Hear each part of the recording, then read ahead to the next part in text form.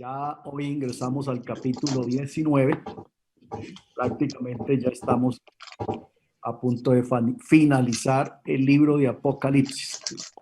Vamos entonces a hacer el ejercicio acostumbrado para que esta clase nos quede bien amarradita y continuemos haciendo el hilo escatológico de todo el libro. Entonces, invito a alguien que me ayude a hacer un recorderis de lo que vimos en el capítulo 17 y 18 de Apocalipsis. Bueno, mis hermanos, rompo el hielo. Vimos el juicio contra la gran ramera.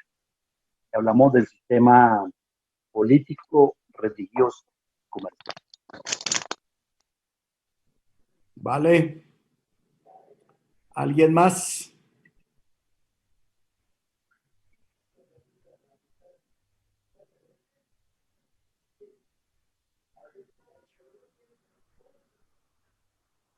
¿Alguien más?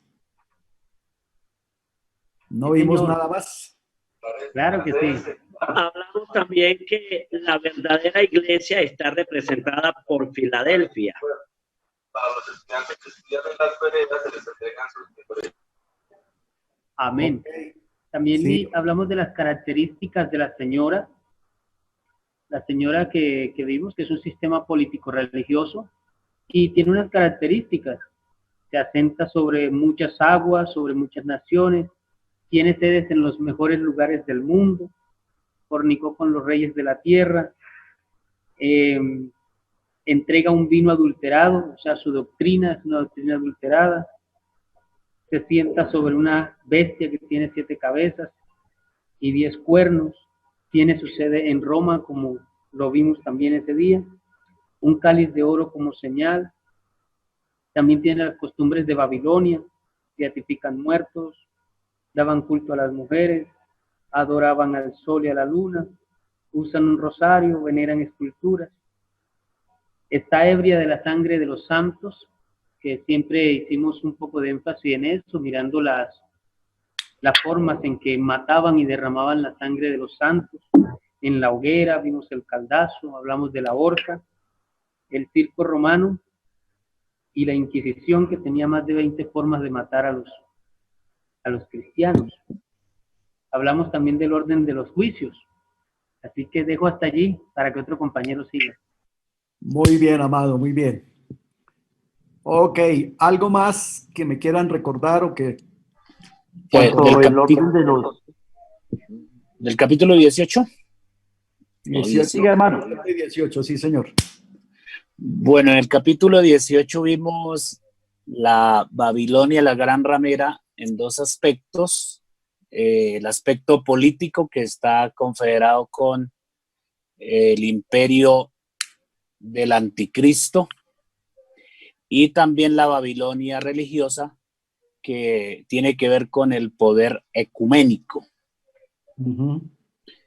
Y hermano Rodrigo, de paso me doy cuenta que hay un error en la palabra política, Babilonia política, le falta, hay unas letricas. Sí, ya la corregí. Sí, ya la corrigió. Gracias, sí. Bueno, esos son como los 2 tiempos de la gran ramera, ¿no? De Babilonia, la gran ramera. Correcto, gracias, hermano Murcia. Y en el capítulo ¿qué? Capítulo 18, versículo 4, también está el último llamado a Israel para que definitivamente salga de ese sistema, porque sabemos que muchos de ellos estarán ahí dentro del sistema, y es el último llamado que se le hace a Israel para que definitivamente abandone el sistema y se convierta al Señor. Sí, amén. Vale. Mano, Néstor, Bueno, ¿está levantando la mano? Néstor. Vale, ¿alguien más? Hermanos, el lugar de los juicios para la Babilonia. La Babilonia eclesiástica es destruida por la bestia. La Babilonia comercial será destruida en la segunda venida de Cristo. La Babilonia eclesiástica será aborrecida por la bestia. la Babilonia comercial es amada por el mundo, la Babilonia eclesiástica se fortalece al comienzo de la tribulación y la Babilonia comercial será destruida al final de la tribulación. Muy bien, vale. Ok. Bienvenidos entonces, amados. Entramos hoy al capítulo 19 del libro de Apocalipsis. Vamos hoy a ver el capítulo más cargado de eventos, el que mayor acción tiene dentro de la ejecución del Apocalipsis. Este capítulo tiene demasiado contenido que cuando uno lo lee, pues así rápido, no los logra asumir, pero es un capítulo que tiene demasiados eventos y todos son, pues como todos los eventos de la palabra del Señor y los escatológicos, pero muy trascendentales. Dentro de la profecía escatológica hay aquí unos eventos supremamente importantes. Algunos de ellos ya los hemos estado analizando durante el estudio y vuelven y aparecen aquí. Otros no los hemos visto, por lo que entonces pues los estaremos analizando. Entonces, este capítulo tiene bastante contenido. Tenemos que comenzar diciendo entonces que la gran tribulación, aquí en el capítulo 19, ya es historia. O sea, dejemos claro eso. La gran tribulación, aquí en el capítulo 19, ya es historia. Porque en el capítulo 19 el evento sobresaliente es la segunda venida de Cristo, y la segunda venida de Cristo pone fin a la gran tribulación. Entonces es importante entender eso. Eso lo expresa de una manera clara el Evangelio de Mateo cuando hicimos el análisis de Mateo en el capítulo 24. Entonces, el versículo 29 dice inmediatamente. O sea, no hay paréntesis, no hay tiempo extra ahí, sino inmediatamente después de la tribulación de aquellos días, entonces el sol se oscurecerá y la luna no dará su resplandor y las estrellas caerán del cielo y las potencias de los cielos serán conmovidas. Entonces aparecerá la señal del Hijo del Hombre en el cielo y entonces lamentarán todas las tribus de la tierra y verán al Hijo del Hombre viniendo con poder sobre las nubes, con poder y gran gloria. Entonces, en ese espacio, en ese trozo del capítulo 24 de Mateo, nos damos cuenta que es un evento eminente y que es el que pone fin a la tribulación. Entonces, pues es muy importante que dejemos claro eso para que pues no tengamos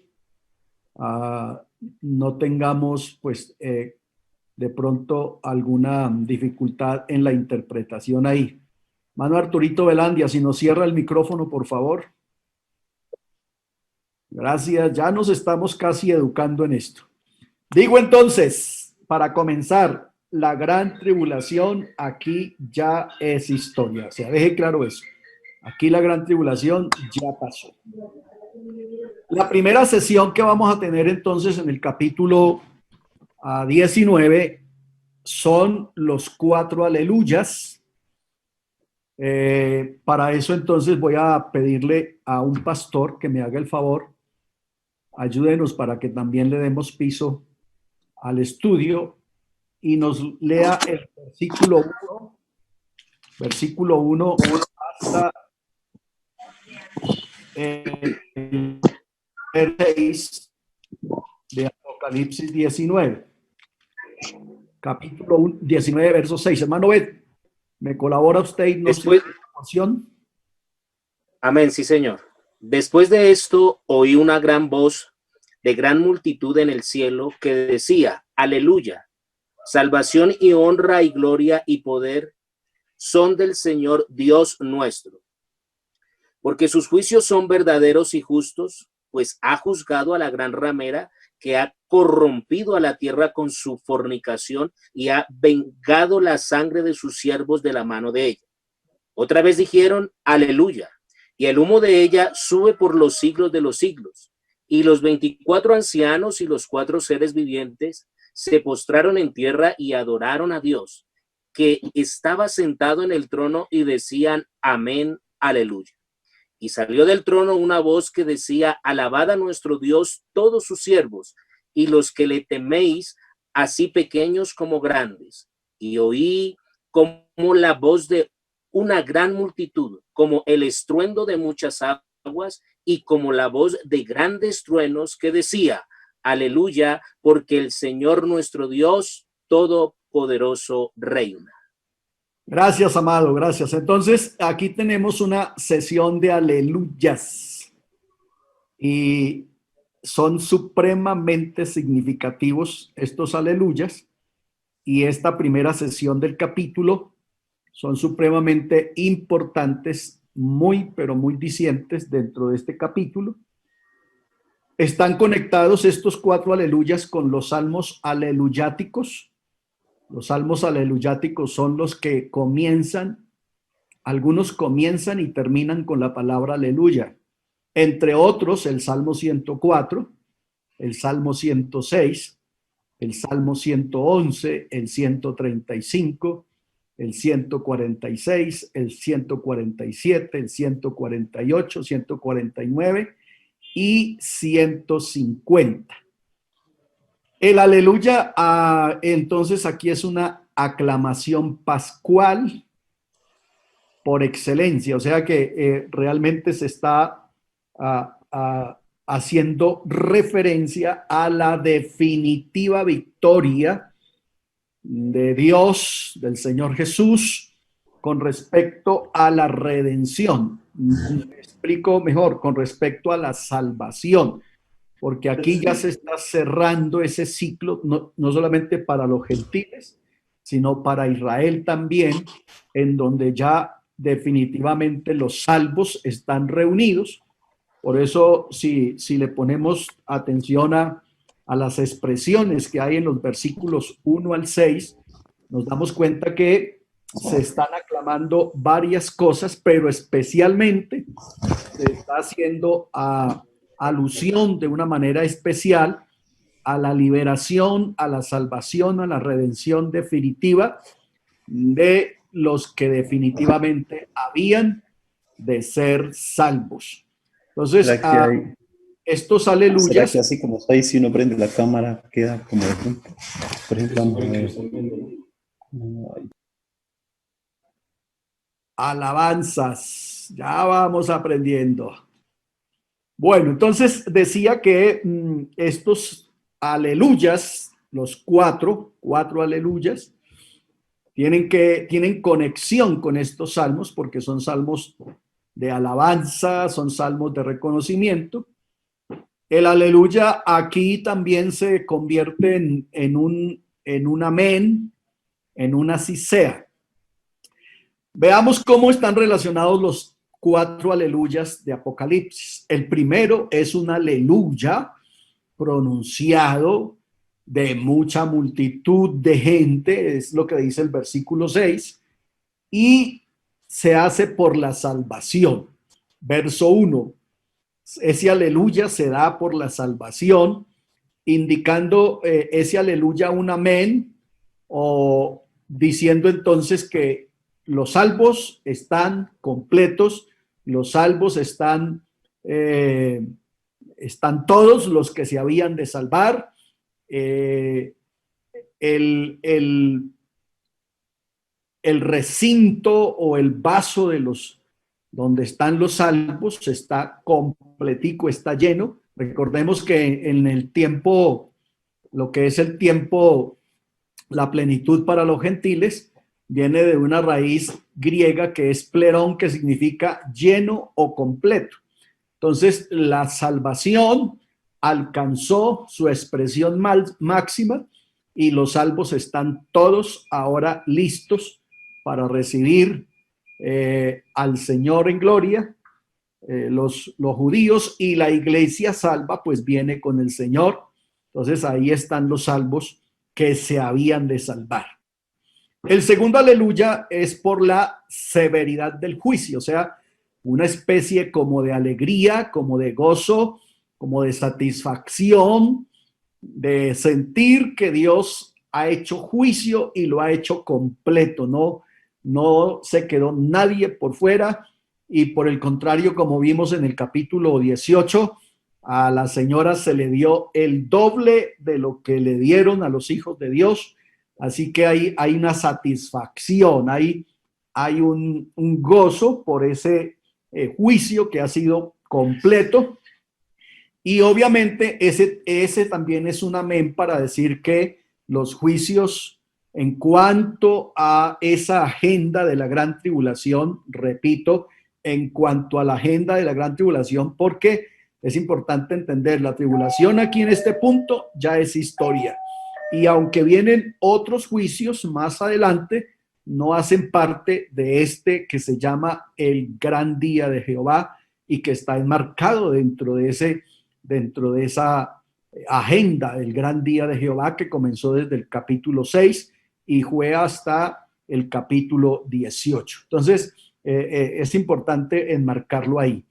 El otro aleluya número 3, como sello final, en el verso 4 dice, y los 24 ancianos y los 4 seres vivientes se postraron en tierra y adoraron a Dios que estaba sentado en el trono y decían, amén. Ese amén indica concluida la acción. ¿Cuál acción? La acción para la cual estaba vestido y estaba listo y preparado el Señor en el capítulo 1. Ustedes recuerdan que en el capítulo 1 vimos a Jesús ceñido por el pecho con un cinto. Eso implica está listo para una acción, y sus pies estaban bruñidos como bronce refulgente. Entonces el acto que viene, el que esté ceñido y que tenga sus pies ceñidos, sus pies bruñidos como el bronce, indica que entonces viene una acción de juicio.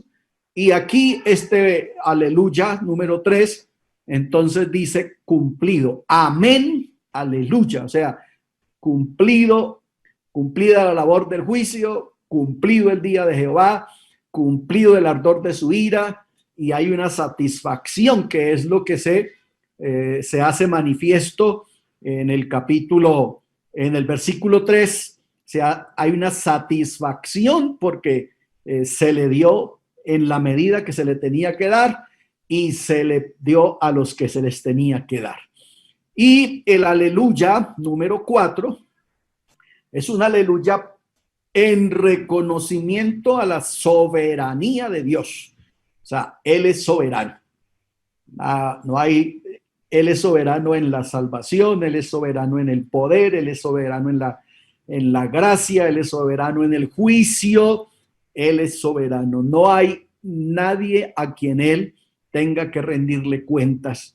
Entonces, en el juicio también Él es soberano, y por eso entonces aquí se está dando también un aleluya por la soberanía de Dios. Por eso dice, porque el Señor, nuestro Dios, todopoderoso reina. O sea, nada está por encima de Él, y a la vez entonces ya se está enunciando lo que viene. Ya se está vislumbrando el acto que viene.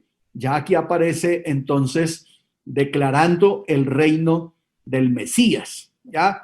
Entonces, porque nuestro Dios todopoderoso reina. Entonces, ya también se está haciendo una declaración de reinado, que sería el acto que sigue ya en el capítulo 20.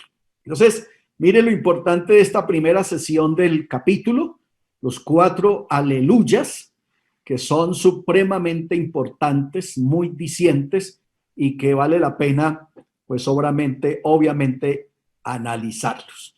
Este sería el panorama de todo el capítulo. Como les decía, es un capítulo que tiene muchísima acción, muchísimo evento. Lo primero que vimos entonces fue el regocijo en el cielo, que es lo que estábamos viendo, los 4 aleluyas. Viene posteriormente las bodas del Cordero, viene la cena de las bodas del Cordero, se da la segunda venida de Cristo, se da, o más bien se recuerda otra vez y obviamente pues aquí es donde realmente ya Armagedón es una realidad. Las otras veces que los vimos, pues Armagedón era parte de la visión, parte de la profecía, pero aquí ya Armagedón es una realidad. Viene la gran cena de Dios, se da el juicio al anticristo y al falso profeta, viene el juicio a las naciones y por último el juicio a Israel. Juicio a Israel. Todo esto es lo que ha de suceder entre el capítulo 19 y el capítulo 20 de Apocalipsis. Entonces, mire usted, pastor, compañeros, mire todo lo que sucede en este solo capítulo y como les decía, son todos eventos muy importantes, muy dicientes dentro de lo que es la escatología y dentro de lo que es la literatura apocalíptica. Entonces, vamos a tratar de desarrollar este contenido de este capítulo con la ayuda del Señor. Ya tenemos entonces esta primera parte, el regocijo en el cielo, que tiene que ver con los 4 aleluyas.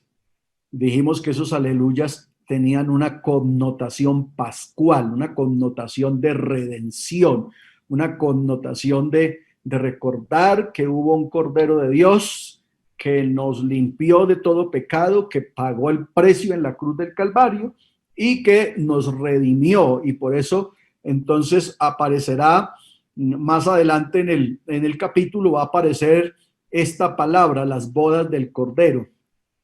Entonces a Jesús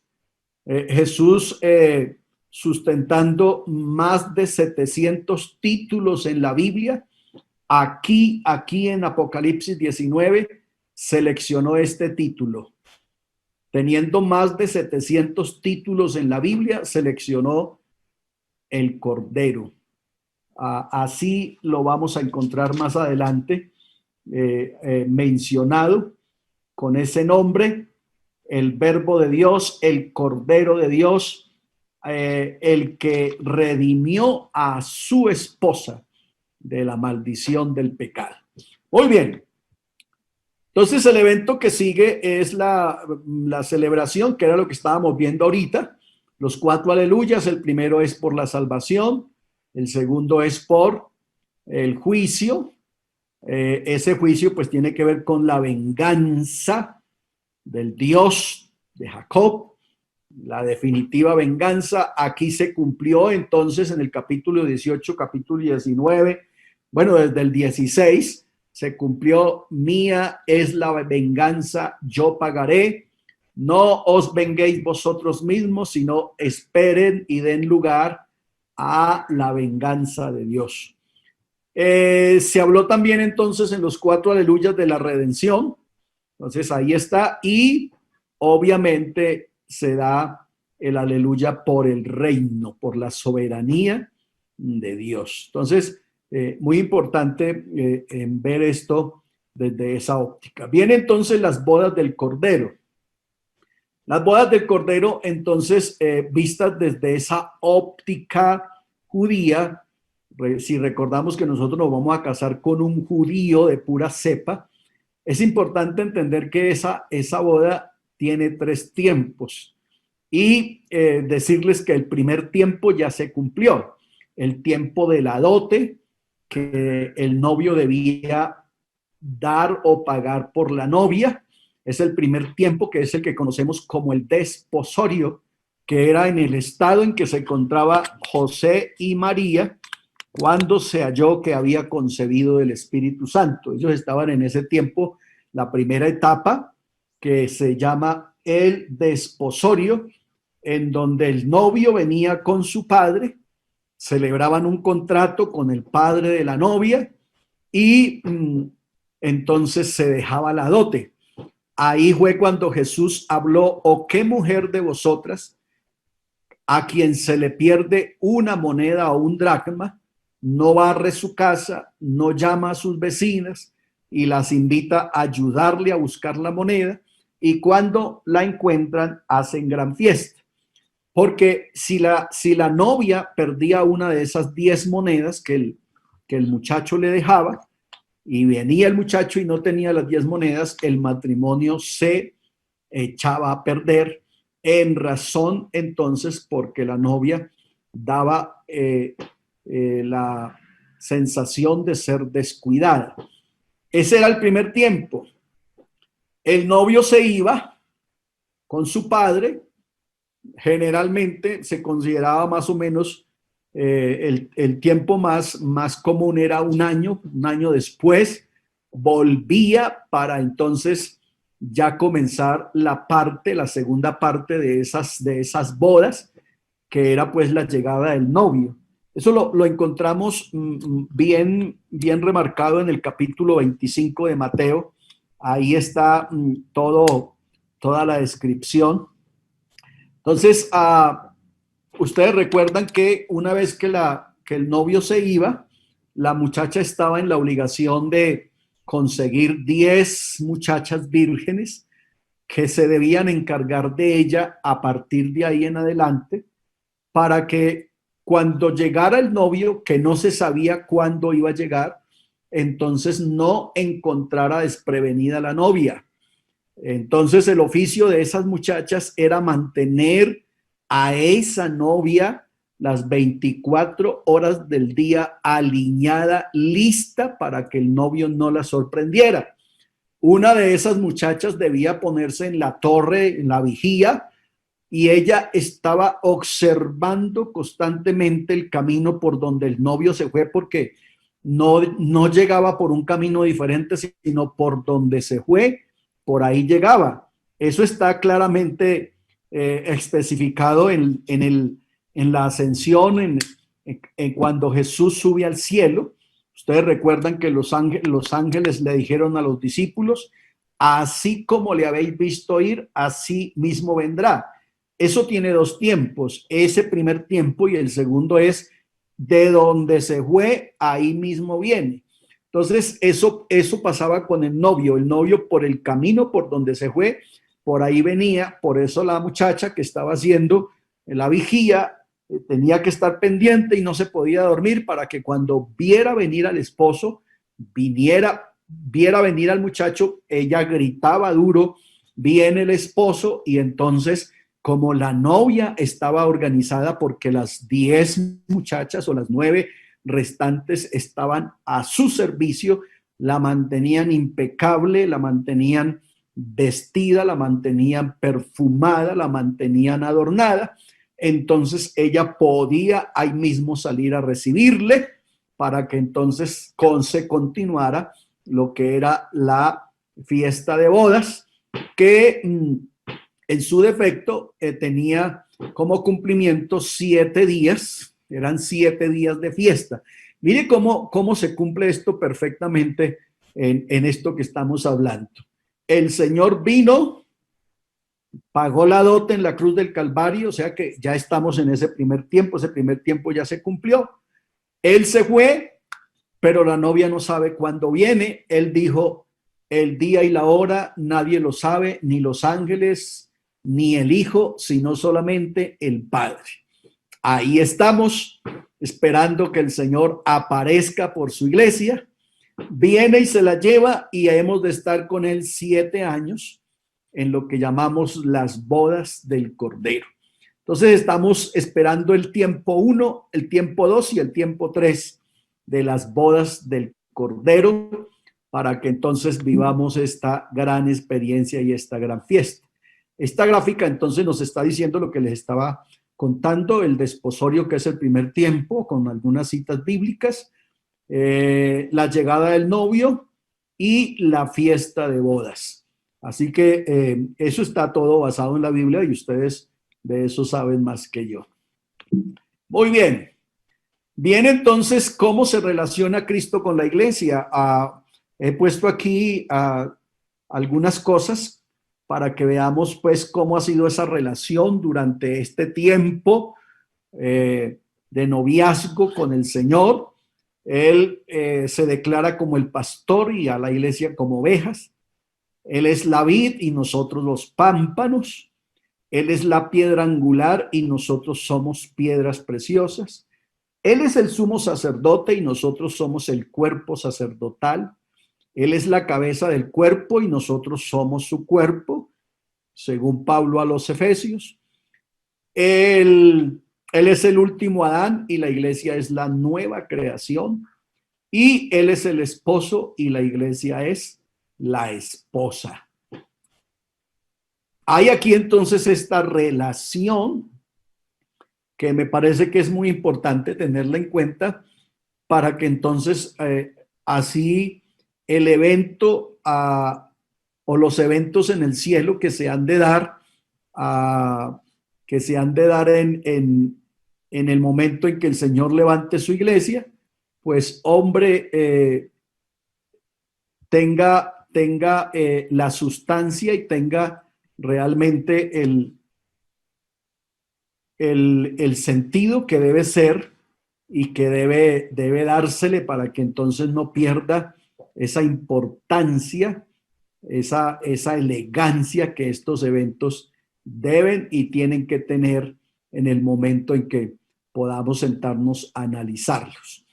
Entonces, estas 7 figuras, estas 7 formas de relacionarse Dios con la iglesia, seguramente hay más, pero quise extraer estas para que entonces nos demos cuenta que el Señor viene teniendo una relación muy íntima con la iglesia durante todos estos 2000 años de una manera muy, pero muy estrecha y muy especial, y que eso hace entonces que haya un deseo tanto de él como de la iglesia de este encuentro.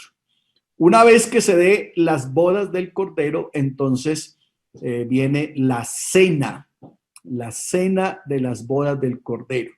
Para que la cena de las bodas del Cordero se dé, es importante entonces que analicemos y observemos este orden.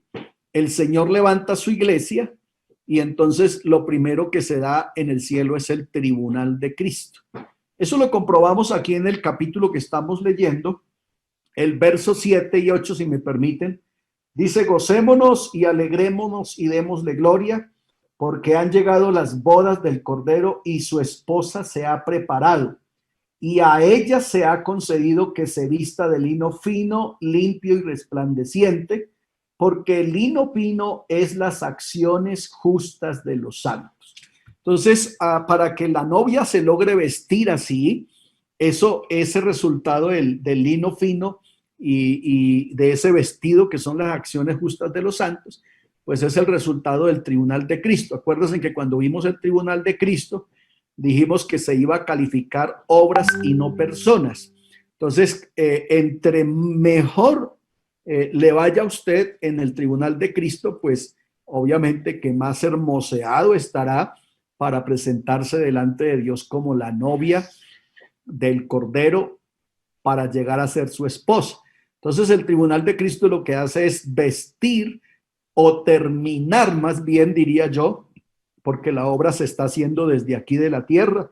Eso lo dice Pablo en el capítulo 4, el verso 11, y él mismo constituyó a unos apóstoles, a otros profetas, a otros evangelistas, pastores y maestros, a fin de perfeccionar a los santos para la obra del ministerio, para la edificación del cuerpo de Cristo.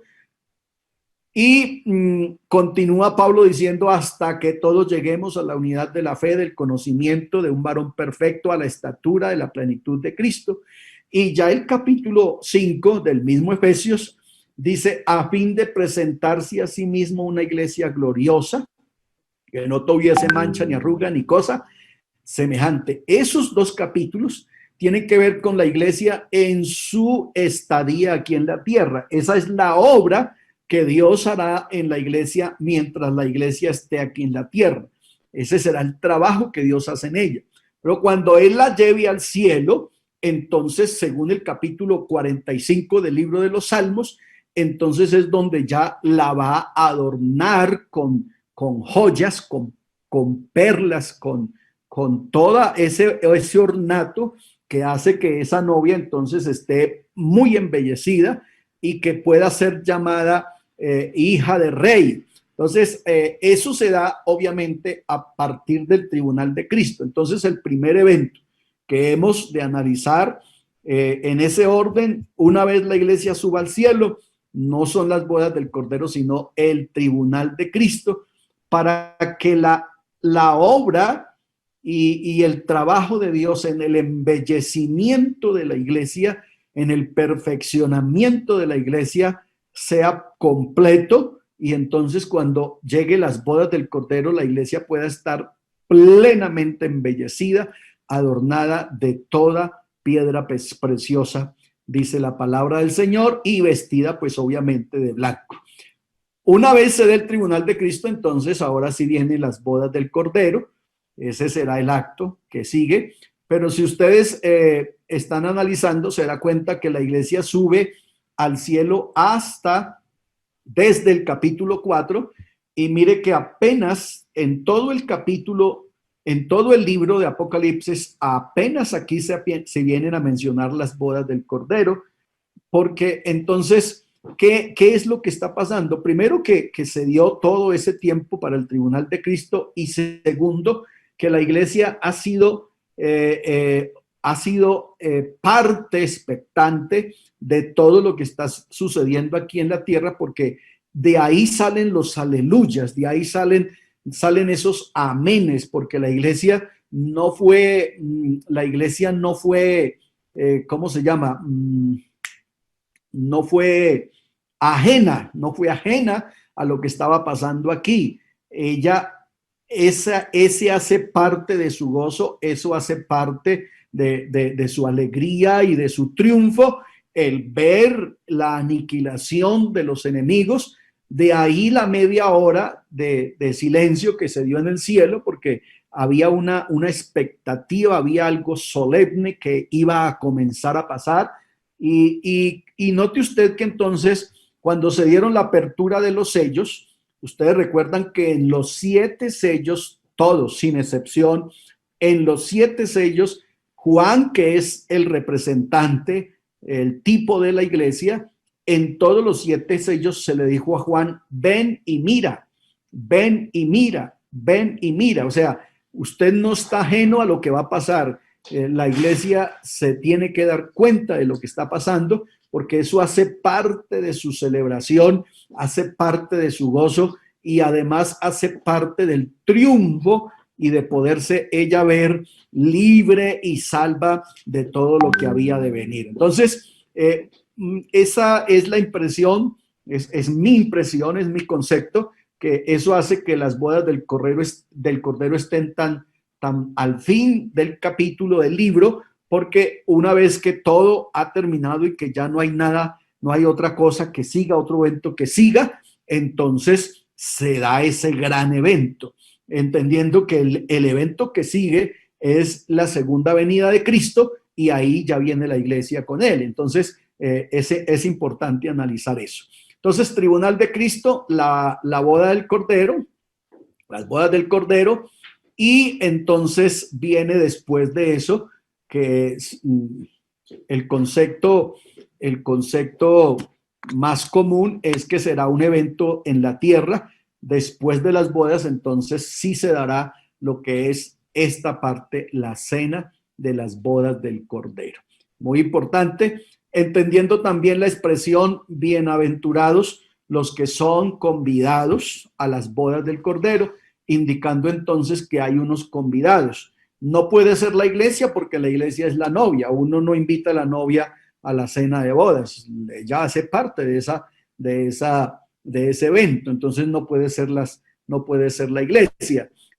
Y entendamos que hasta ahí, en ese orden, nadie más ha subido al cielo ni va a subir al cielo. Entonces, eso hace también que el evento se considere que con seguridad va a ser aquí en la tierra.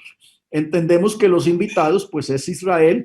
Israel es el que va a estar ahí como invitado porque es la cena de las bodas del Cordero, y las bodas del Cordero no las celebran Cristo e Israel, sino Cristo y la iglesia. Como el reinado no es Cristo y la iglesia, sino Cristo e Israel, las bodas es Cristo y la iglesia, y los invitados se consideran que es el pueblo de Israel.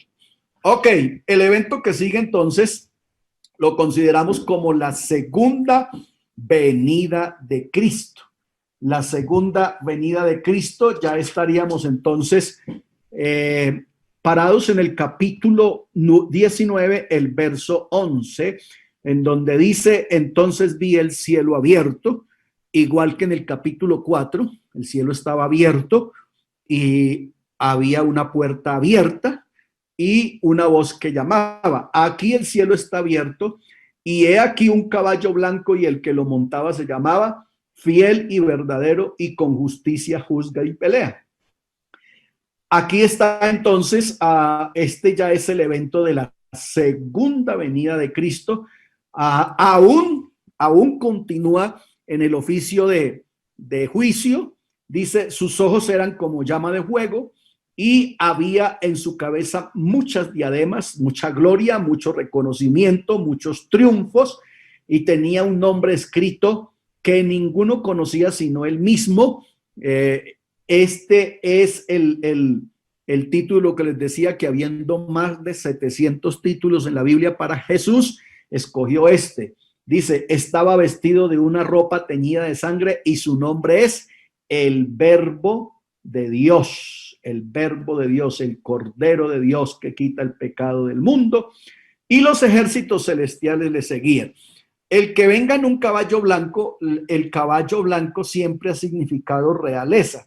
Por eso es que el anticristo en el capítulo 6, el verso 1, en el sello 1 más bien, también aparece montado en un caballo blanco, tratando de hacer una imitación, porque el diablo siempre lo que ha tratado es de imitar a Jesucristo, de simularlo. Por eso el anticristo aquí viene montado en un caballo blanco, haciéndose pasar como Mesías, como rey, como príncipe, pero en realidad no es, al punto de que muchos predicadores los confunden y terminan hablando del capítulo 6 en el sello 1 como si fuera Jesucristo, y realmente, pues obviamente hay una gran equivocación ahí. Ese del 6 es el anticristo, y este que viene aquí, pues creo que es imposible confundirlo, porque tiene características que solo se le pueden atribuir al Señor Jesús. Entonces, esta es la segunda venida, la que ya estábamos leyendo en el capítulo 24 de Mateo, también, en donde aquí todo ojo le verá. Es importante, esta es una característica fundamental para diferenciar la segunda venida de Cristo con el levantamiento de la iglesia. En el levantamiento de la iglesia nadie lo ve, porque Él no viene, Él llama a la iglesia. Él llama a la iglesia, porque el Señor mismo, con voz de arcángel, con trompeta de Dios, descenderá del cielo, y los muertos en Cristo resucitarán primero. Eso dice Pablo, pero note que ahí se menciona voz de arcángel y trompeta de Dios. Y Apocalipsis 4, el verso 1, después de esto miré y he aquí una puerta abierta en el cielo. Para mí ese es todavía más ajustado. Una puerta abierta en el cielo, y la voz que hablaba conmigo dijo: sube acá. Ahí está mucho más ajustado el texto, en donde entonces Él no viene, sino que llama a la iglesia desde las nubes o desde el cielo, y la iglesia, al oír su voz, entonces sube. Pero aquí en el capítulo 19, el verso 11, Él viene, al punto que Mateo dice: y todo ojo le verá, y los que le traspasaron harán lamentación por él.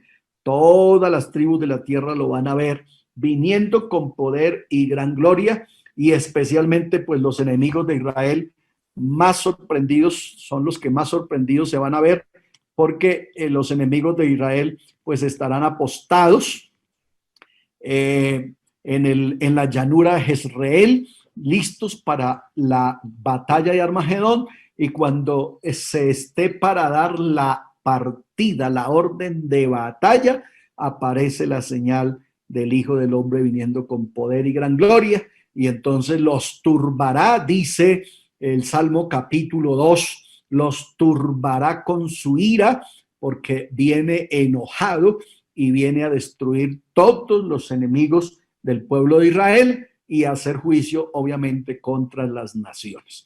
Muy importante, entonces, estos detallitos que creo que nos ayudan a tener una mejor y mayor comprensión.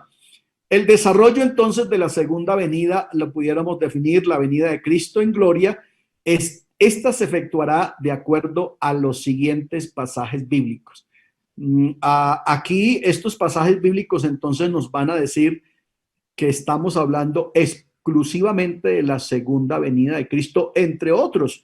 Hay otros muchos pasajes más, pero estos son como los más relevantes, más sobresalientes, y pues muy importante porque uno escucha algunas lecturas bíblicas hablando de la segunda venida de Cristo y están leyendo, son pasajes del levantamiento de la iglesia.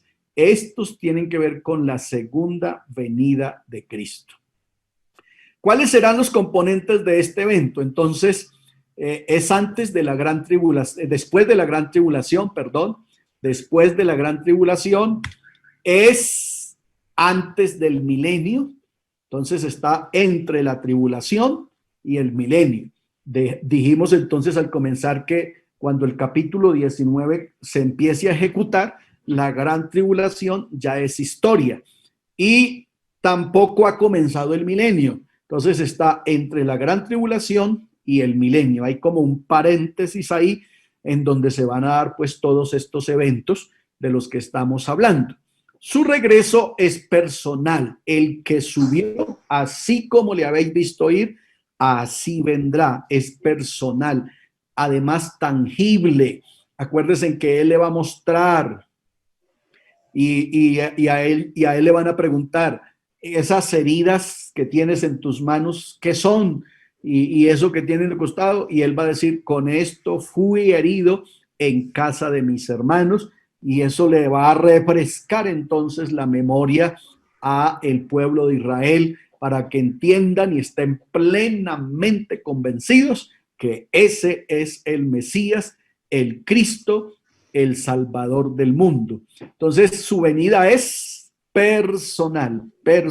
Todo ojo le verá y obviamente le conocerán, sabrán que ese es Jesús, el Mesías. Esta venida será visible y gloriosa. Entonces Mateo describe que será con poder y gran gloria, o sea que habrá despliegue de gloria y habrá despliegue de poder, entendiendo que eso es lo que va a poner en un sentido despavorido y atemorizada a todas las naciones archienemigas de Israel que están listas para la batalla. Ese poder y gran gloria es precisamente para eso. Es la manera de aplastar a las naciones que están en pie de guerra para la destrucción de Israel. Esta venida se dará a la tierra de donde fue tomado, de ahí del Monte de los Olivos, ahí mismo entonces vuelve a poner sus pies. La profecía de Zacarías dice que el monte hará parte entonces de la llanura de Jezreel, el valle de Asdraelón, y entonces ahí es donde obviamente se dará esta gran batalla.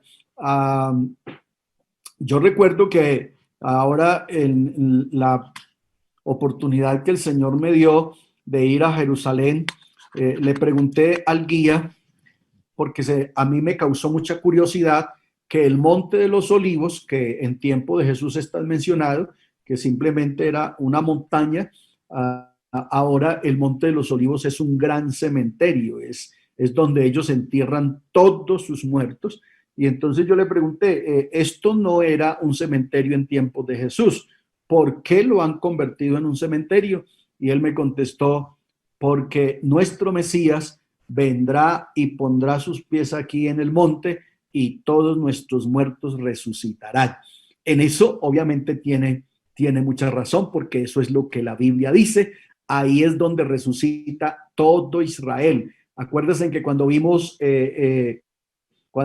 las resurrecciones, entonces dijimos que la tercera etapa de la primera resurrección se cumple con la segunda venida de Cristo y tiene que ver con la resurrección de Israel de todos los tiempos, desde los patriarcas para acá hasta el Israel que muere en la gran tribulación por causa del testimonio de Jesucristo.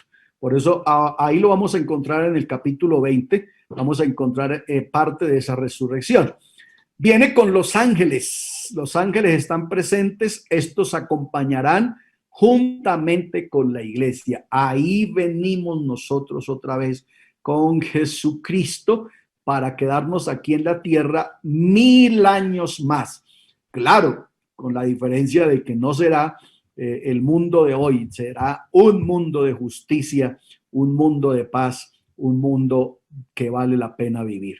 Esos son componentes que tienen que ver con la segunda venida de Cristo. ¿Cuál será el propósito de la segunda venida de Cristo? Juzgar a las naciones y establecer su reino. Son dos propósitos definitivos. Hay un juicio a las naciones que lo encontramos en Mateo capítulo 25. Hay un juicio a las naciones y obviamente entonces también el propósito de su segunda venida es establecer el reino en la tierra, que es lo que se va a conocer como el reino mesiánico, el reino del hijo de David o el reino davídico también, porque ese es la continuidad entonces, es la continuación del pacto davídico, que lo veremos en su momento entonces en el capítulo 20. El propósito de la segunda venida de Cristo son dos claramente: el juicio a las naciones y establecer su reino en la tierra, en ese aspecto. Tenemos aquí entonces que también viene a liberar, ese es otro propósito de la segunda venida de Cristo, viene a liberar al oprimido Israel. Israel, usted sabe que desde el 607 antes de Cristo y hasta ese momento, Israel ha estado bajo el yugo de esclavitud de los gentiles. Ahí, en ese acto de la segunda venida de Cristo, mis amados, termina entonces lo que se llama el tiempo de los gentiles con el juicio a el anticristo y al falso profeta. Acuérdense que vimos que esa era una de las pruebas contundentes de que el anticristo es gentil. No puede cerrar el tiempo de los gentiles un judío, no tendría lógica. Entonces, el tiempo de los gentiles comenzó en el 607 con Nabucodonosor y termina aquí en la segunda venida de Cristo con la destrucción del anticristo y el falso profeta. Así que entonces otro de los propósitos de la segunda venida de Cristo es la esclavitud, la liberación de Israel. Es liberar a Israel, a los oprimidos de Israel que habrán sobrevivido, que habrán quedado, y obviamente pues es la resurrección de Israel. El capítulo 6, el verso 2 de Oseas, y ahí sí quiero que le pongan, ojalá si tienen la Biblia ahí, lo miren, porque ese versículo es tremendamente profético para Israel y nos regala una luz muy maravillosa con respecto a esto que estamos diciendo. Entonces, Oseas le dice a su pueblo, escuchen, nos dará vida después de 2 días. Nos dará vida después de 2 días. ¿De cuáles 2 días está hablando? Pues de los 2 días de la gracia, entendiendo que en esos 2 días Dios, con respecto a salvación, y con respecto a promesas y con respecto a muchas cosas, nada que ver con Israel. Pero una vez que la iglesia se vaya, entonces él se vuelve a la casa de Israel. Entonces, Oseas le dice, nos dará vida después de 2 días. Y óigalo, en el tercer día nos resucitará. ¿Ya? Ahí está entonces la resurrección de Israel. ¿Y qué más? Y viviremos delante de él. Hay una versión que dice, y reinaremos con él. Entonces, aquí está Oseas describiendo varias cosas. Primero está hablando del tiempo en que Dios no va a tener trato con ellos, que son los 2 días en que está entretenido con el pueblo gentil. Después de 2 días, entonces nos dará vida y en el tercer día nos resucita, ¿ya? Para reinar con él. Entonces, aquí Israel está en el mejor de sus tiempos para comenzar una jornada de 1000 años lleno de gloria, de esplendor, de fama, de riqueza y de muchísimas cosas, de todas las promesas que Jehová Dios le había prometido a esta nación. Entonces, mire lo importante de este evento que obviamente pues dará a la nación de Israel, al pueblo de Dios, le dará la definitiva victoria de sus enemigos, archienemigos. Recuerden que dijimos cuando vimos esta etapa, que Israel desde el 607 hasta la fecha han estado esclavizados 22 veces y desde el 70 después de Cristo hasta la fecha nunca han podido volver a celebrar su culto levítico, sus ceremonias, sus fiestas como estaban acostumbrados en el templo, porque desde el 70 después de Cristo y hasta la fecha ellos no tienen templo y ellos no sacrifican en otro lugar.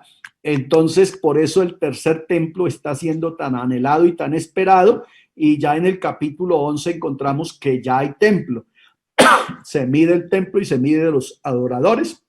Así que estos eslaboncitos de la profecía es muy importante irlos añadiendo ahí para que pues hagamos una buena conclusión de las cosas. ¿Cómo vamos, amados? Bien, mi hermano, muy bien. Dale. Hermano Rodrigo. Murcia, dale. Bueno, los propósitos de la segunda venida de Cristo, pues, cuando usted habla de la liberación o se habla de la liberación de Israel de la opresión, pues por ende también está ahí lo que es la liberación de la batalla de Armagedón, o se toma como otro de los propósitos de la segunda venida. Aunque uno toma como el evento aparte, pero realmente el evento da como resultado eso, porque entenderá usted que todas las naciones que se van a unir contra Israel en Armagedón pues son gentiles. Entonces ahí, por eso hasta que Armagedón se dé y se dé el juicio a la bestia y al falso profeta, ahí es cuando la piedra no cortada con mano de Daniel capítulo 2 destruye todo el imperio gentil, ¿ya? Entonces ahí se da en eso y es donde se da la definitiva liberación del pueblo de Israel. Hermano Rodri, Rodri, me disculpas. ¿Cuál es el capítulo que citaste de Oseas, el verso? 6:2 de Oseas. Gracias, hermano, gracias. Hermano Rodrigo. Dale. Continúo yo, mi hermanito que habló. Dale, Arturo. Bueno, dos preguntitas. En el Tribunal de Cristo se van a dar los galardones. Su merced dijo hace ratico, mientras mejor le vaya en el Tribunal de Cristo, o sea que ahí van a haber unos que les va a ir mejor que otro, pero entonces, según cómo le vaya, pero todos vamos a participar de las bodas del Cordero. Esa es una preguntita. Y la otra es cuando ya el Señor establece aquí el milenio y estamos en la tierra, después de todo ese milenio, ¿regresamos todos al reino de los cielos junto con Israel o solo la iglesia o ninguno? Bueno, le puedo responder la primera porque en la segunda todavía no estamos ahí. O sea, aún no estamos en ese tema. La Gracias. primera, acuérdense, no sé si Arturo todavía no estaba, pero cuando estudiamos el Tribunal de Cristo, recuérdense que en el Tribunal de Cristo se van a calificar 6 disciplinas, 6: oro, plata y piedras preciosas. Esas primeras 3 resisten el fuego. Heno, hojarasca y madera, el fuego las consume. Y Pablo dice, el tal sufrirá pérdidas aunque él mismo será salvo. Entonces, eso implica que hay categorías, dependiendo de qué tú presentes a Dios ante el tribunal de Cristo, de qué obras, porque no te van a calificar a ti, tú ya estás salvo, tú ya estás en el cielo, ya estás salvo. Yo titulé un mensaje para tratar de explicar esto un poquito con más detalle. Titulé un mensaje que lo prediqué bajo el tema salvos por ventanilla, ¿ya? Salvos por ventanilla, para poder entonces hacer esa diferencia entre el que lleva oro, plata y piedras preciosas y el que va con heno, hojarasca y madera. Pablo en lo que dice deja sentir y deja ver que el que sufra esa pérdida, porque el juego destruye esas obras, entonces pues obviamente va a tener como una especie de dificultad, yo me atrevo a decir como una especie de vergüenza, a razón de que creía que tenía mucho y resulta que no llevó fue nada. Eso tiene mucho que ver con el servicio aquí que hacemos en la tierra y cómo lo hacemos y para quién lo hacemos, porque a veces hacemos servicios que nos llevamos toda la gloria nosotros y nada de lo que nosotros hacemos es para gloria nuestra, sino para la gloria de Él. ¿Vale? Amén, hermano. Hermano Rodrigo, una preguntita. José Cardoso. Antes de José, ¿alguien me había hablado? Alberto Acosta, mi hermano Rodrigo, Dios te bendiga. Vale, Alberto. Hermano, una preguntita. Está en el tiempo acerca de las bodas del Cordero. ¿Son en el cielo y la cena del Cordero en la tierra? Sí, lo que la Biblia no dice si son en el cielo o son en la tierra, pero lo que uno alcanza, por lo menos lo que yo alcanzo a ver, es que han de ser aquí en la tierra. La cena de las bodas del Cordero. Las bodas del Cordero sí es un evento en el cielo. José, dale. Dios le bendiga, hermano Rodrigo. No, hermano, para la segunda vez. Aló, ¿me escucha ahí? ¿Le creció la barba o se bajó el tapabocas? Se bajó el tapabocas. Ah, bueno. No, en cuanto a la segunda venida del Señor y la celebración de las bodas del Cordero, yo también estoy claro de que la celebración es acá porque la ceremonia nupcial se lleva en un lado, pero la ceremonia debe ser, se hace generalmente, es otro lugar. Entonces en el cielo se hace la boda, la ceremonia nupcial, y pienso también estoy por la palabra que es aquí en la tierra. Pero en la clase sexta me parece que usted hablaba también de los muertos que van a resucitar, cuando hablaba de que todos los muertos, los muertos de Jerusalén los enterraron en el Monte de los Olivos y que cuando viniera el Mesías iban a resucitar. Sería bueno, no sé si cabe acá, afirmar que son los muertos salvos, ¿no? Los que son desde Adán, porque pues hay muchos muertos entre el pueblo de Israel que no van a ser salvos y que no se van a levantar, así los entierren en el Monte de los Olivos. Hablamos de los que son profetas desde Adán hasta el ladrón del Calvario. Es lo que por la Biblia uno puede deducir y afirmar que son los que se van a levantar. No son todos los muertos de Israel que se hayan enterrado allí. Quería hacerles esa pregunta o inquietud porque en la sexta clase habló, pero entonces no profundizó en esa partecita. Gracias, hermano Rodrigo. Es que cuando hablamos de la resurrección de vida, es la resurrección para la gente salva. Y esos resucitan en las 3 etapas de la primera resurrección. Entonces, la primera etapa ya la hizo Cristo, la segunda etapa la hace la iglesia y la tercera etapa la hace Israel de todos los tiempos. Pero estamos hablando, obviamente, si estamos hablando de resurrección de vida, estamos hablando de gente salva. Los demás no volvieron a vivir, dice el Apocalipsis capítulo 20, no volvieron a vivir hasta que se cumplieron 1000 años. Eso es claro, o sea, creo que cuando hablamos de resurrección de vida, estamos hablando de gente que se salva. Hermano Rodri, Dios lo bendiga. Quiero hacer una pregunta. Amén, mi hermano. Es que recuerdo que en Apocalipsis 3:2 usted dijo mi nombre nuevo, un nombre que el Señor nos va a dar.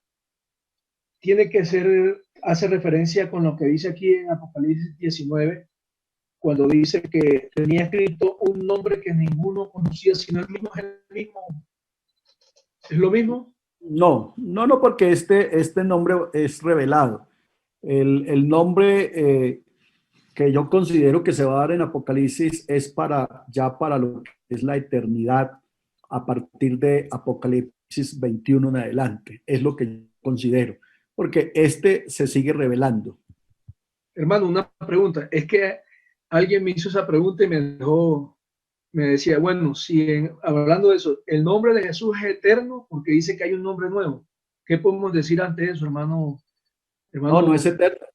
Jesús, no, yo te dije que era eterno en nuestra mente por salvación, pero que había un nombre nuevo en Apocalipsis que nos iban a dar. Eso lo contesté. Jesús es el nombre del Hijo, y mientras el Hijo esté, ahí está el nombre de Jesús. Pero Pablo a los Corintios, en el capítulo 15, ya habla entonces de la terminación del ministerio de Jesús. Entonces dice, cuando el último enemigo que ha de ser destruido, que es la muerte, entonces dice, él mismo se sujetará al que le sujetó a él todas las cosas, para que entonces él sea el todo en todos. Ahí termina ese ministerio de salvación, de redención, el ministerio del Hijo, y por eso para mí la piedrecita con el nombre nuevo no es sino hasta cuando pasemos a Apocalipsis capítulo 21 y 22, que ya es eternidad y ya es para que los salvos lo conozcan y lo adoren en ese nombre nuevo. Mientras exista todavía gente sin condenar y para salvar, el nombre de Jesús se mantiene porque es para salvación, es para redención y para que el hombre en él tenga oportunidad de hacerlo. Y oportunidad, entonces Dios brinda al hombre hasta el último día de el hombre en la tierra, que es el día del trono blanco. Hasta ese día, Dios le brinda oportunidad de salvación al hombre. ¿Vale? Ok, mi hermano Rodri, pero entonces lo que dice ahí en 19:12 está haciendo referencia a ese nombre que nos van a dar en el 21 y 22 para adorarlo ya por la eternidad. Eso es lo que me trata de decir. Es que ahí dice que tenía un nombre que ninguno conocía sino él mismo, ese será el nombre nuevo. ¿Hace referencia a eso? No. Note que ahí es que el versículo 13 lo revela, ya muestran el nombre que está tomando. Les estaba diciendo que Jesús en la Biblia tiene más de 700 títulos, pero él escogió en el Apocalipsis capítulo 19, en el verso 13. Entonces ya se da a conocer cuál es ese nombre que todavía va él a tomar para ese acto que viene ahora. Porque eso es un nombre como para ese acto de venganza que tiene que ver con las naciones archienemigas de Israel y que se da entre Apocalipsis 20 y el 19. ¿Vale? ¿Continúo? Hermano Rodrigo, perdone. De que está hablando de Oseas, de los 2 días, sería que, la parábola del buen samaritano también sirve ahí, que dice los 2 denarios, o no sirve ahí. Si se le hace una analogía, sí, son aplicables porque al mesonero se le dieron 2 denarios para que trabajara sobre la restauración del perdido. ¿Ya? Que eso es lo que la iglesia hace, trabajar sobre la restauración y la imagen del perdido para que la alcance según Efesios capítulo 4, verso 11 en adelante. Sí, es aplicable en analogía, ¿no? Sí, señor. Bueno, gracias. Listo. Ok, continuamos entonces. Una última. Dale, Arnold. Gracias, hermano. Hace muchos años escuché que cuando Cristo venga por segunda vez, bueno, llegará al Monte de los Olivos, y que literalmente ese monte él lo allanará y se llevará la gran batalla de Armagedón. Entonces mi pregunta ¿es literal o es algo figurativo que realmente el Señor va a hacer un valle en ese lugar para llevar esa gran batalla? Es lo que vimos en la clase como 14, Arnovis. Sí. Es lo que vimos, es lo que hace parte del gran valle de Asdraelón, de la llanura de Jezreel. Es lo mismo, sí. Ya. Gracias, hermano Rodrigo. Vale. Entonces estamos viendo los propósitos de la segunda venida de Cristo. Entonces les recuerdo que la segunda venida de Cristo entonces tiene como fin el propósito de juzgar las naciones y establecer su reino. Ahí hay dos. Tenemos aquí entonces el de liberar a los oprimidos de Israel, que desde el 607 hasta ese momento han sido subyugados, esclavizados, y que la bota del pueblo gentil siempre ha estado sobre ellos. A Israel entonces es liberado en lo que preguntaba el hermano Murcia. Entonces en ese acto de Armagedón, Israel recibe liberación de prácticamente de casi toda su vida, porque si le sumamos a Siria y si le sumamos a Egipto, pues ellos han sido presa de los gentiles toda su vida. Entonces la liberación definitiva implica obviamente la salvación de Israel. Ahí Israel se declara en salvación, los que van a ser salvos, y ahí Israel pues también hereda o recibe la definitiva tierra prometida. Entonces, para Israel ese acto de la segunda venida de Cristo es realmente muy poderoso, y por eso el anticristo los va a engañar con tanta facilidad, porque ellos están esperando al Mesías, y como les va a hacer señales y milagros, les va a hacer descender fuego del cielo y les trae la paz que tanto están anhelando. Por eso es que va a entrar tan fácil y los va a engañar tan fácil, porque ellos están esperando eso. Pero realmente el Mesías aquí apenas les viene, y obviamente les traerá en sus alas salvación. Mas para vosotros nacerá el sol de justicia, y en sus alas traerá salvación. Ese versículo aplica perfectamente entonces en el evento que estamos hablando. Hermano Rodrigo. Dale. Entonces, bueno, ahí se da la respuesta a la pregunta que ellos le hicieron al Señor antes de ascender, la restauración del reino. Entonces, la segunda venida de Cristo se puede tomar entonces como la respuesta a ese interrogante que está todavía sin responder, ¿cierto? Perfecto. Sí, acuérdese de Murcia que cuando estábamos en ese punto, dijimos que ellos estaban tan confundidos que ellos, el reino o la primera venida del Señor Jesús, ellos lo estaban viendo desde una óptica política, y aún hasta el último momento no lo tenían claro, porque la pregunta que ellos hacen ahí es una pregunta política. ¿Cómo así se va a ir y luego usted no iba a ser el presidente, usted no iba a ser nuestro rey? Y claro, ellos estaban esperando eso, que el Señor se sentara en el reino a reinar. Pero ellos, dijimos esa vez que ellos confundieron el tiempo. Él sí se va a sentar a reinar, él sí es el Mesías, él sí es el rey, pero no era para ese tiempo. Es para el tiempo en el que estamos ahorita hablando. Es correcto, hermano Murcia, y gracias por el aporte. Vale, entonces viene aquí entonces otro de los propósitos de la venida de la segunda venida de Cristo. Viene a establecer el reino davídico o milenial. O sea, ese es otro propósito, cumplimiento de los pactos y de las promesas de Dios a Israel. Acuérdense que Dios hizo promesas a Israel en Abraham, hizo promesas a Israel en Moisés, hizo promesas a Israel en David. Entonces, aquí uno de los propósitos de la segunda venida de Cristo es establecer el reino davídico o milenial. Otro propósito es para Israel, será el juez, será su libertador y el cumplidor de los pactos que están pendientes con Israel. Entonces, ellos verán ahí, ahora sí, con toda claridad, no van a tener ninguna sombra de duda ni de temor, que este es el que va a dar cumplimiento a todo lo que Jehová Dios había prometido a sus padres en el Antiguo Testamento, comenzando obviamente desde Abraham en adelante.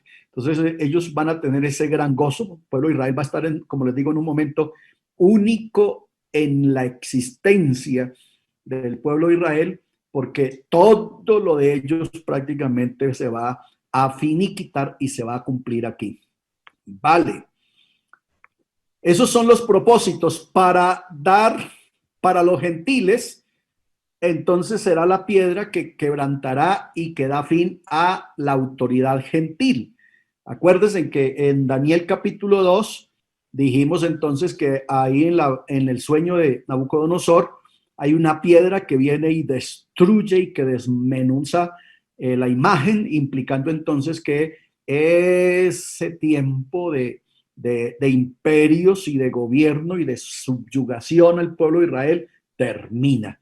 Entonces, esa piedra, pues obviamente es Cristo. Él siempre ha sido tipificado con esa piedra, la piedra que desecharon los edificadores, la piedra cabeza del ángulo. Entonces, esa piedra es Jesucristo, que viene y acaba con ese imperio, el tiempo de los gentiles, en la última persona del anticristo. O sí, la última persona que ejerce ese tiempo, pues es el anticristo. El Salmo capítulo 2, el verso 7 y el verso 9 lo dice claramente: pídeme y te daré por herencia las naciones y como posesión tuya los confines de la tierra, los desmenuzarás. Aquí está esa partecita, es exactamente la que se tiene que cumplir en Armagedón. Los desmenuzarás como vasija de alfarero y los vas a juzgar y los vas a gobernar con vara de hierro. Entonces, ese es el momento en que realmente el imperio, los imperios y los poderes mundiales llegan a su fin con respecto a Israel y con respecto a todo lo que tiene que ver con el pueblo de Dios, porque a partir de ahí, quienes mandamos somos nosotros, gústele o no le guste al que no le guste. A partir de ahí, nosotros tenemos la palabra. Otro propósito: pondrá fin al imperio de la bestia y lo destruirá con el resplandor de su venida. Eso lo dice Pablo textual y claritamente: a quien Dios matará y destruirá con el resplandor de su venida. Está hablando obviamente del anticristo, de ese imperio, de ese poder. Estábamos recordando al comenzar la clase las maneras como la gran ramera va a ser condenada, y ustedes recuerdan que hasta la mitad de la gran tribulación la ramera está sentada sobre la bestia, o sea, lo religioso gobernando sobre lo político, pero a partir del capítulo 11 la bestia destruye a la ramera para poder ella establecer su propia religión y ser entonces la única religión en el mundo. Aquí entonces esta piedra acaba con todo, con lo uno y con lo otro, y entonces a partir de aquí, pues obviamente lo que estábamos hablando ahorita, viene el reinado del Mesías. Ok, evento que sigue entonces es Armagedón. Entonces aquí ya Jesucristo aparece, se da Armagedón, ahí Armagedón está montado, solamente es que suene la orden y acaban con Israel, pero cuando eso esté para darse, aparece la señal del Hijo del Hombre. Joel capítulo 3, 1 dice: porque he aquí en aquellos días y en aquel tiempo en que haré volver la cautividad de Judá y de Jerusalén, reuniré a todas las naciones y las haré descender al valle de Josafat. Ese es otro nombre. Acuérdense que cuando vimos a Armagedón un poquito más ampliado, vimos varios nombres. Este es otro nombre que también se da a ese valle, al valle de Josafat, y allí entraré en juicio con ellas a causa de mi pueblo. Ahí el punto a defender es mi pueblo e Israel. Y de Israel mi heredad, a quien ellas esparcieron entre las naciones y repartieron mi tierra. Eso, yo creo que más contundente que eso imposible. Isaías capítulo 13 también tiene una referencia a Armagedón, y ni se diga el capítulo 39 de Ezequiel, en donde describe de una manera muy, pero muy especial y muy detallada lo que es Armagedón. Y bueno, hay otras cantidades de citas. Acuérdense que Apocalipsis nomás tiene más o menos como 12 menciones a Armagedón. Solo Apocalipsis tiene como 12 menciones a Armagedón, indicando la importancia, dándole la relevancia a este evento, porque repito, ahí es donde todo lo de Dios con respecto a Israel llega a su culminación, a su cumplimiento. Todo lo de Dios, ya el milenio es un desarrollo de todas sus promesas, pero el milenio simplemente es que Israel pueda disfrutar de todo lo que Dios acaba de cumplirle, porque le está cumpliendo tierra, le está cumpliendo liberación de sus enemigos, salvación y reino. Así que a partir de ahí, esos 1000 años es para que lo viva y lo disfrute, y pues nosotros ahí estaremos obviamente, claro que haciendo esa partecita. Este videito ya lo vieron, lo voy a obviar. Este video, se lo recuerdo por si no lo recuerdan. Ya lo vieron, me parece a mí que tiene unos apuntes muy acertados con respecto al milenio. Hay 2 o 3 cositas que no vale la pena tomarlas en cuenta, pero hay unas que son muy acertadas, y está hecho explícitamente pues para tratar de resaltar algunos apuntes de lo que es el Armagedón. Entonces ahí queda en el audio y en el video, para que también ustedes saquen sus propias conclusiones. A mí me parece que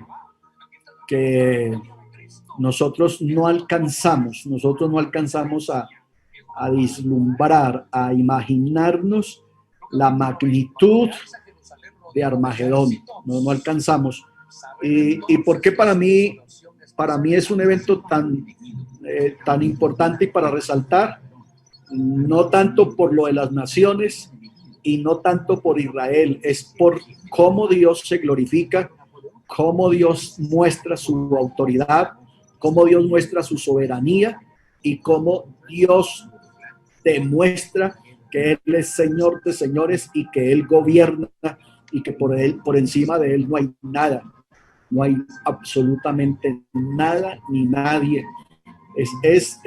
El evento me llama a mí mucho la atención, y me ha hecho estudiarlo con mucho cuidado. Es por eso, por ver cómo Dios sigue siendo tan bueno y tan misericordioso con una nación que lo ha rechazado por tantos años, pero que aquí se finiquita y se concluye definitivamente ese programa de Dios con Israel, y de qué manera y con qué gloria y con qué victoria tan tremenda concluye toda esta agenda de Dios con el pueblo de Israel, que de verdad vale la pena considerarlo.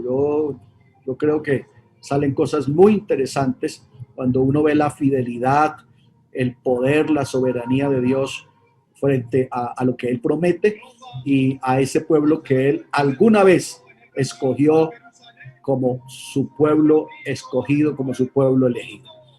Vale.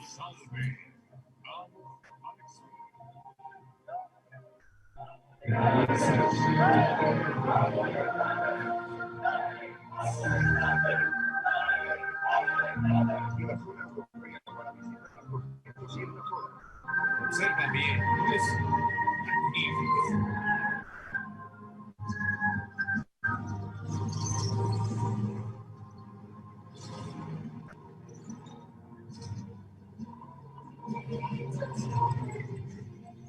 Finalmente los chinos están llegando. Sí, un pueblo industrioso. Oh, les daré un buen uso.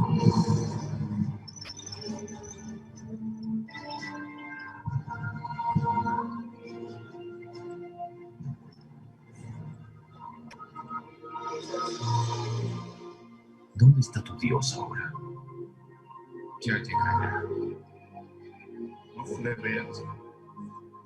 Entonces, tal vez te presente a él cuando llegue.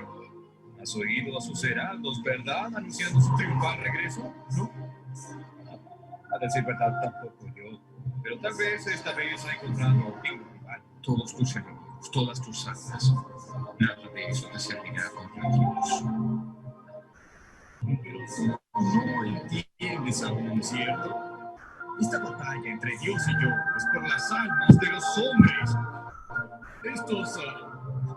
Estos cuerpos aquí son mis ejércitos, son mis trofeos. No, pero lo que es cierto, sí, tú entiendes. Tu mayor creación y te han abandonado. Ahora me siguen a mí. Sí. Ahora transformaré este planeta en un paraíso para mi especie. Mis ángeles caídos se levantarán otra vez.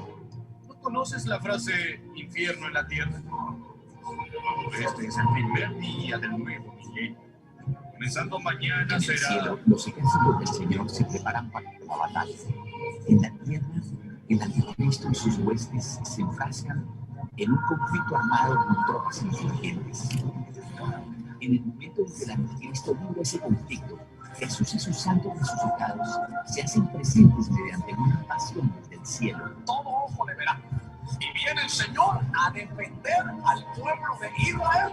Y por eso dice Zacarías que le van a decir, Mesías, y esos son los que tienen en tus manos. Eso me lo dijeron ustedes hace 2000 años. Y esa multitud con que vienes, esos son aquellos que tipifican la iglesia. Ellos son los que predicaron y enseñaron que este tiempo era para ustedes, para Israel. Durante el Armagedón, Dios responde las oraciones de quienes llevan largo tiempo implorando justicia. La paciencia domina ante la perversidad del hombre atacando su mundo. Estruendo de multitud en los montes, como de mucho pueblo. Estruendo de ruido de reinos, de naciones reunidas. El Señor de los ejércitos pasa revista a las tropas para la batalla. Y castigaré al mundo por su maldad, y a los impíos por su iniquidad, y haré que cese la arrogancia de los soberbios, y abatiré la altivez de los pueblos.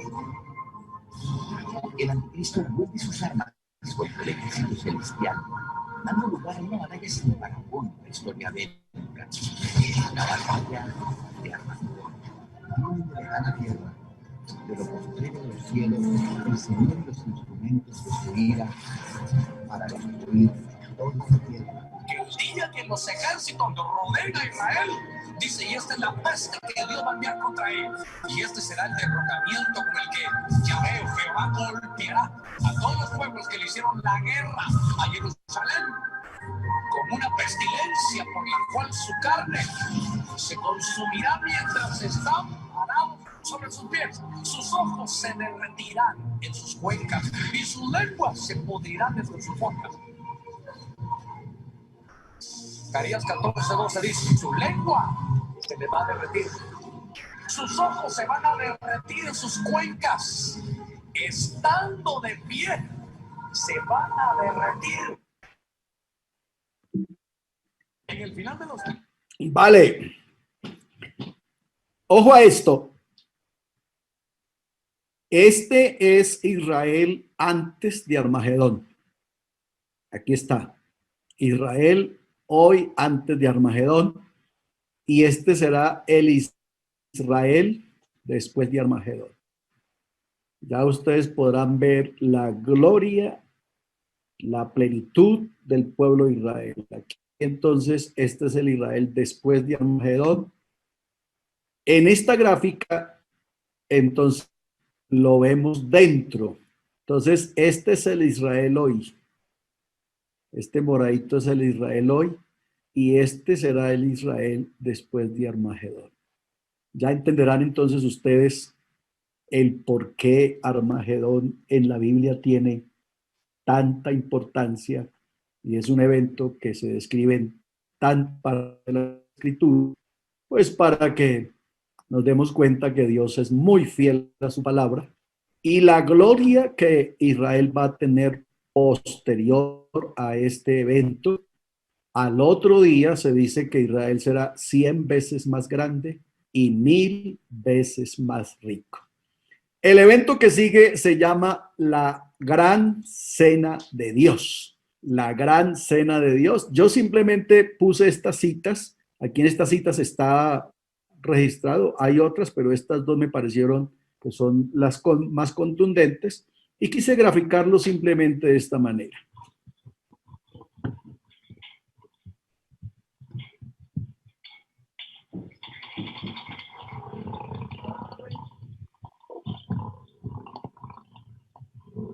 En realidad, ¿qué es la gran cena de Dios? Es que Dios le da orden a su creación, a las fieras del campo, a todas las bestias carroñeras de la tierra para que vayan y coman hasta saciarse carnes de capitanes, carnes de esclavos, carnes de nobles, carnes de grandes y carnes de pequeño. Habla de carnes de asnos, de carne de mulo, carne de camello, habla de toda clase de carne. Esa hace parte de la gran cena de Dios y así de esa manera se estará limpiando la tierra porque la tierra quedará contaminada de cadáveres. Y ustedes saben que para el pueblo de Israel pues un cadáver es cosa inmunda y ellos necesitan limpiar tierra. Sin embargo, aún y así, Ezequiel 39 dice que durarán 7 meses enterrando cadáveres, aparte de lo que esta gente se come, que como ustedes ven, van a estar muy hambrientos para esa época. Eso es lo que se llama la gran cena de Dios. Acto seguido, se da el juicio al anticristo y al falso profeta, capítulo 19, verso 20, y la bestia fue apresada y con ella el falso profeta, que habían hecho delante de ella las señales con las cuales habían engañado a los que recibieron la marca de la bestia y habían adorado su imagen. Estos dos fueron lanzados, resalté esta palabra porque esto es muy importante cuando hablamos de condenación. Fueron lanzados vivos, porque es que hay gente que enseña que se van a condenar, son espíritus. Aquí dice, fueron lanzados vivos, eso indica que tenían cuerpo. Y para resaltar todavía más, puse esta cita de Marcos 9, en donde Jesús 4 veces dice lo mismo, donde el fuego nunca se apaga y donde el gusano nunca muere. El fuego, pues es el fuego, y el gusano es el humano que cae allí y que tiene que vivir una vida de tormento. A esto se le llama entonces de el falso profeta, el anticristo. A continuación entonces se da el juicio a las naciones. Aquí no me voy a detener porque esto ya lo hablamos en Mateo capítulo 25. Aquí están las naciones ovejas y aquí están las naciones cabritos. A las naciones ovejas se les dice, venid bendito de mi Padre a heredar el reino. Y a las naciones ovejas son destruidas. Estas son las que entran al milenio. Estas son destruidas y no vuelven a vivir sino hasta después de 1000 años. Muy bien. Hermano Rodrigo, una pregunta.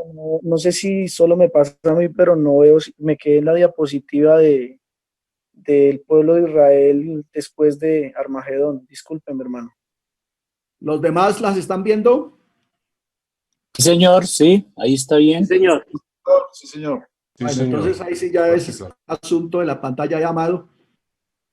Ok, entonces voy en el juicio a las naciones. Decía que ahí no nos vamos a detener porque eso creo que está claro para todos. Dijimos que las naciones ovejas son las que van a entrar al milenio, que son las que nosotros, Israel, Cristo, Israel y nosotros vamos a gobernar. Muy bien, viene el juicio a Israel. Aquí es donde el Israel se define el que es realmente salvo y el que es realmente heredero de la nueva tierra, porque aquí ya entonces la tierra, la definitiva tierra que Jehová Dios le prometió a Israel se reparte. Usted lo encuentra a partir de Ezequiel 40 en adelante. Ahí está el tercer templo, ahí está la heredad de Israel en cuanto a tierra. Se reparte igualitico como se repartió en Josué, solo que aquí ya pues en la extensión que Jehová Dios le mostró al pueblo de Israel, o más bien Abraham con sus límites exactos. Entonces aquí se hace el juicio para saber quiénes entran a la tierra, quiénes realmente son salvos y quiénes realmente entran al milenio, para que entonces ahora sí solamente queden los salvos de Dios y las naciones ovejas. Esto es importante, este juicio de Israel. El Señor Jesús lo habló aquí en Mateo 19, 28. Ahí está hablándole a los discípulos que habríamos de juzgar a las 12 tribus de Israel. Hacía referencia a este momento. Señoras, señores, de esta manera entonces queda el cuadro del capítulo 19 de Apocalipsis. De esta manera queda. Así queda el cuadro. No lo pusimos de otra manera porque tiene demasiadas figuras. Entonces, lo que hice fue traer pues los eventos para que simplemente los recordemos. Entonces, dijimos que están los 4 aleluyas, los que están conectados con los salmos aleluyáticos, que son salmos de celebración. Están las bodas del Cordero, está la cena de las bodas del Cordero, está la segunda venida de Cristo, está Armagedón, está la gran cena de Dios, está el juicio al anticristo y al falso profeta, está el juicio a las naciones y está el juicio a Israel. Ese es el panorama. Por eso les decía al comienzo que era un capítulo muy, pero muy rico en contenido. Ahí usted puede quedarse por lo menos 10 dominicales hablando de todo lo que contiene el capítulo 19 de Apocalipsis. Muy bien, amados. Así que eso era todo en el día de hoy, capítulo 19 de Apocalipsis. No sé si alguien nos quiere hacer algún aporte, tiene algo que decir.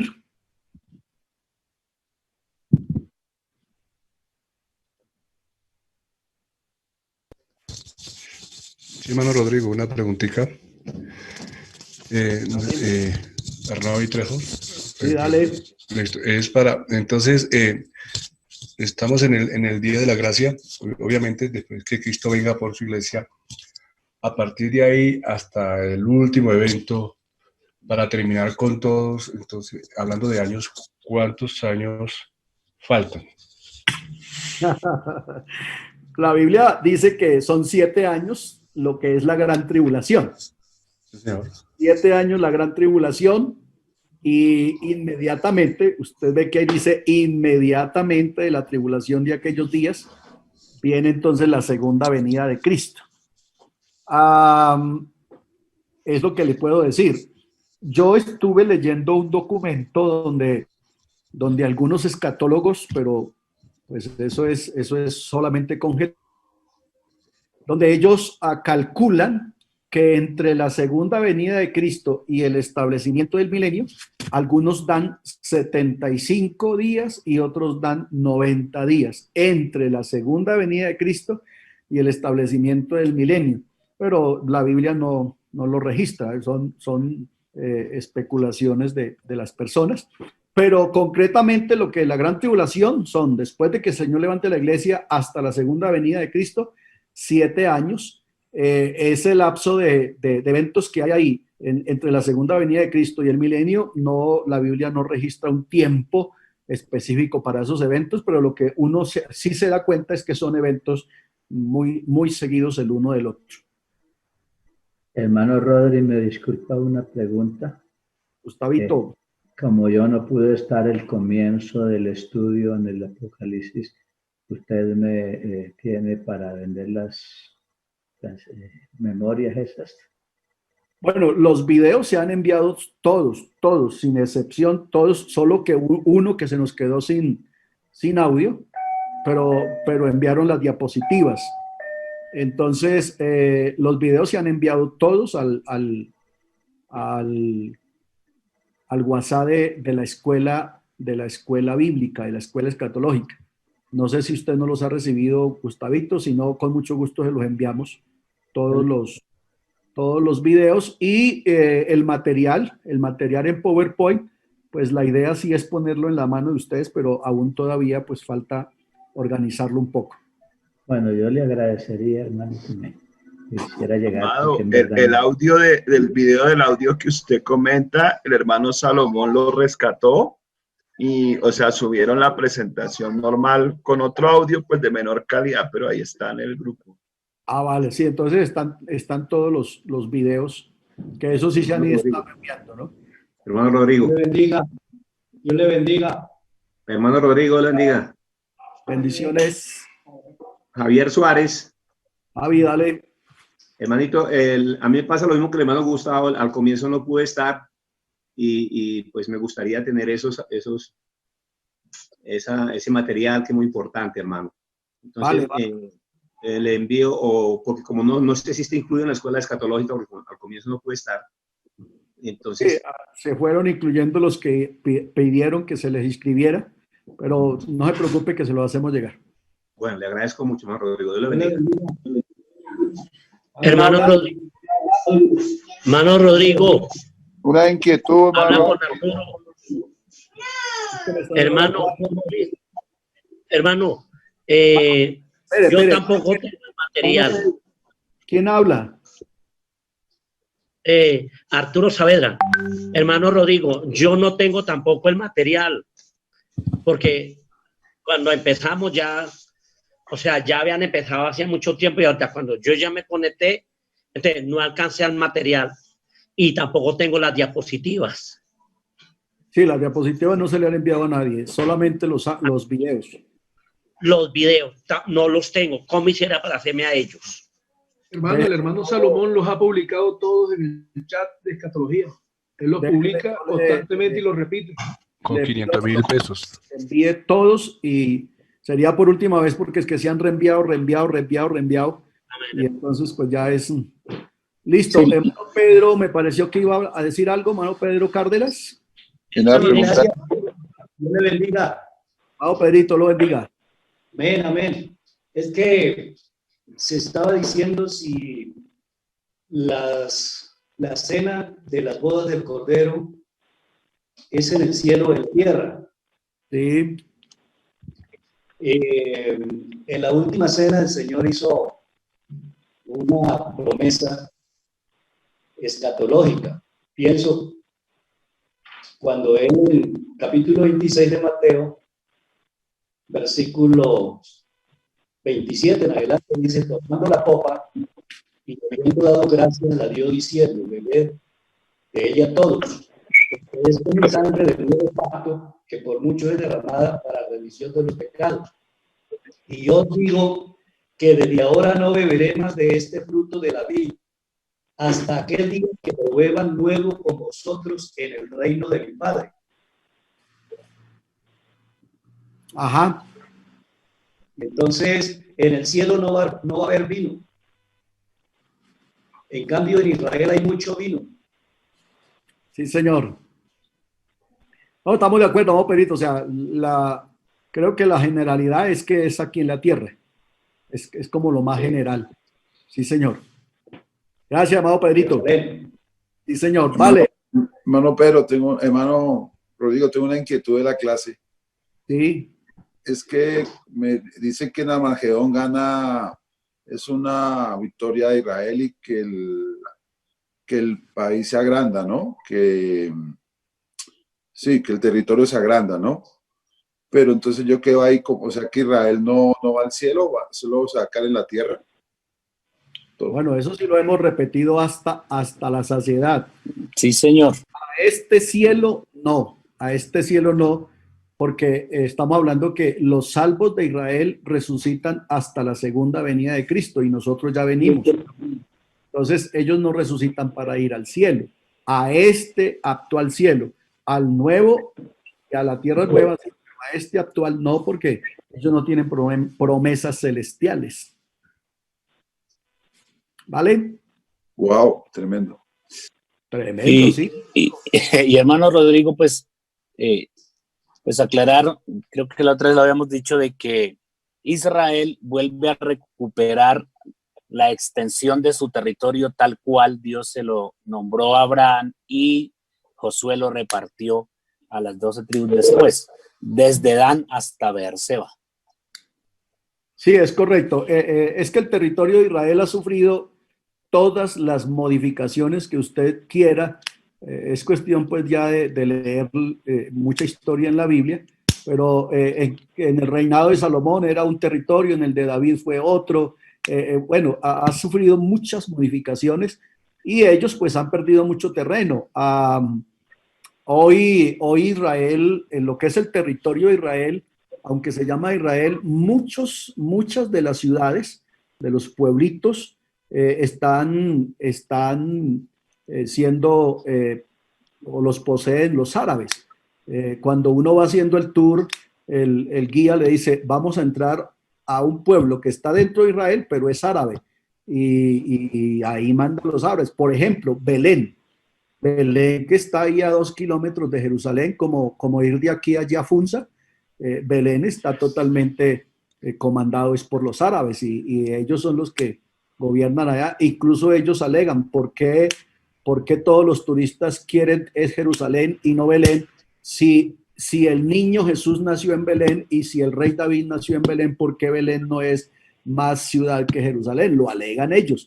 Entonces, muchas de los pueblos, de las ciudades que hay dentro del territorio que hoy posee Jerusalén, está poseído es por árabes y ellos son los que tienen ahí su gobierno. Entonces, el territorio de Israel ha sufrido muchísimas variaciones en cuanto a límites, en cuanto a territorio, pero aquí, después de Armagedón, ellos lo poseen por 1000 años, el definitivo terreno que Jehová Dios le prometió a la nación de Israel. Bueno, mis amados, yo hasta aquí llego. Muchas gracias otra vez, muy amables. Ya casi estamos al final del estudio del libro. Una preguntita. Hermano Rodrigo, tengo una pregunta, una inquietud. Señor. Clase. Hermano Rodrigo. Dale, tengo dale. Una preguntita. Sí, señor. Entonces, como Abraham, Moisés y aquellos otros patriarcas que no fueron bautizados en el nombre, entonces ellos no se levantan ahorita en la resurrección de la amada iglesia, de los que han dormido ahorita, de los gentiles. Su Biblia dice que no. O sea que ellos no se levantan en esta parte. No, cuando el Señor levante la iglesia, solo se levantan los muertos en Cristo. Amén. Están con Israel. Porque es que yo escuchaba, hermano, algunos que dicen que allá cuando la iglesia sea levantada, que allá nos vamos a ver con ellos también, con Moisés, con David, con Abraham, bueno, con todos ellos en esta resurrección, que es la primera resurrección. Sí, a mí Entonces, también me lo hicieron cantar cuando estaba más chiquito que ahora. Había una canción que decía, veremos en las nubes al Señor cuando venga con poder, con Abraham, Isaac y Jacob. Eso está mandado a recoger porque eso no es verdad. Listo. Aquí, señores, mano supervisor, muchas gracias. Dios les bendiga.